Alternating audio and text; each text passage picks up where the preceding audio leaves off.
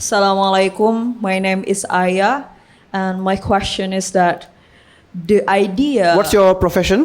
I'm a teacher. Okay. The idea of equality doesn't mean equity. So everyone is different. They have different roles to make the ummah functions. But does that also apply to knowledge? Like, I'm an English literature student back then, but I find no correlation between how can I function in ummah when I become an expert in this field of study. Meanwhile, they say knowledge leads us to Allah.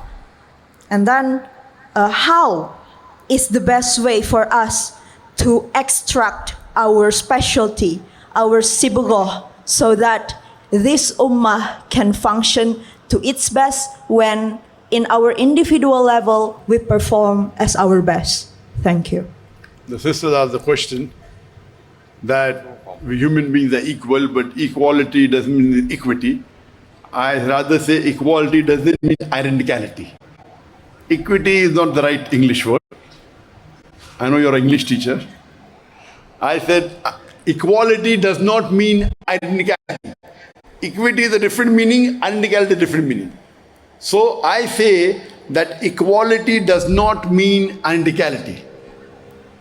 And she said that knowledge, you use the word knowledge, is beneficial. You use the word beneficial or somewhat similar.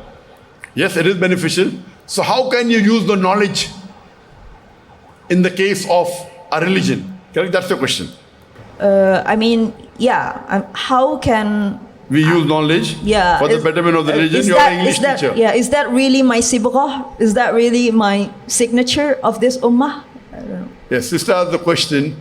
I do agree that knowledge in most cases is beneficial, but wrong knowledge is not beneficial. For example, you are an expert in stealing. Okay? That knowledge can be changed for the betterment. You know, we have conferences of expert hacking conferences. So that knowledge actually is used for wrong thing. We can change it for the better. He's an expert hacker. You know hacking? Hacker. So they have conferences of hackers. And who wins, many countries buy them.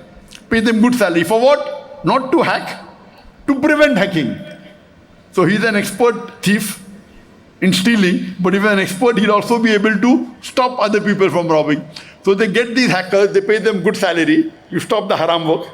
Now work for us and prevent other people from hacking. So you can many a time change the knowledge which is damaging the ummah, damaging humanity to a benefit cause. So knowledge generally is beneficial, but many a times it can be harmful. You can convert that harmful knowledge to a good purpose. You ask the question that you are an English teacher. How can you benefit the ummah? You can do dawah with the English people. Correct? You have to dawah in all the languages. So read the Quran, understand the Quran. Don't know Arabic, read the translation of the Quran. You speak very good English. Do dawah to the English people, those who know English. Convert it. If Allah gave you some ability, if you know my background, I'm not a very good speaker. I was a stammerer. In my childhood, when I was young, in school, if you asked me, what is your name? I would say, my name is Zakir. I was a stammerer.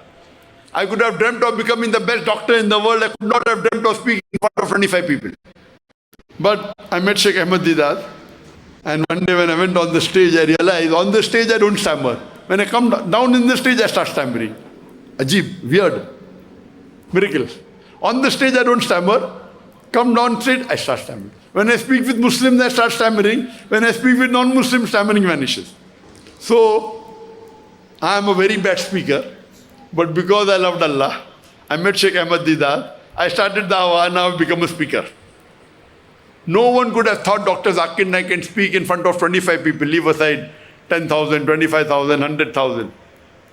So, when we love Allah and we strive in His way, Allah opens up your pathways. Allah says in Surah Ankabut chapter 29 verse 69, you strive in His way and Allah will open up His pathways. Allah subhanahu wa ta'ala has given every human being some of the other ability. It is upon you whether you use it for a good cause or bad cause. Some people use it on the bad cause, want to steal, want to rob. Someone give you intelligence, use it for dawah. Some people use it for wrong things. If Allah has given you some hunar, some ability, you have to use that ability in the way of Allah subhanahu wa ta'ala. Then you get benefit in this world and the akhirah both.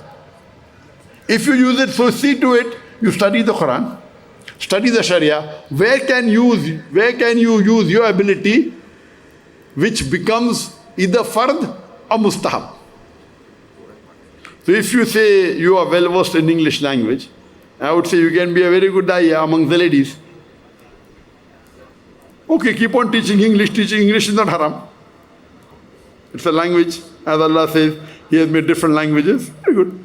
And I told my son, okay, 2 languages. Arabic, language of Quran, and English, international language. Then local language. It's good, international language. So you can use the ability to explain. And if your English is good, maybe people will get impressed. Oh, very good English. So, but with logic, with hikmah, with ability, and inshallah. So you have to use the ability Allah has given you so that you get the benefit in this world and the akhirah. Hope that answers the question. Thank you.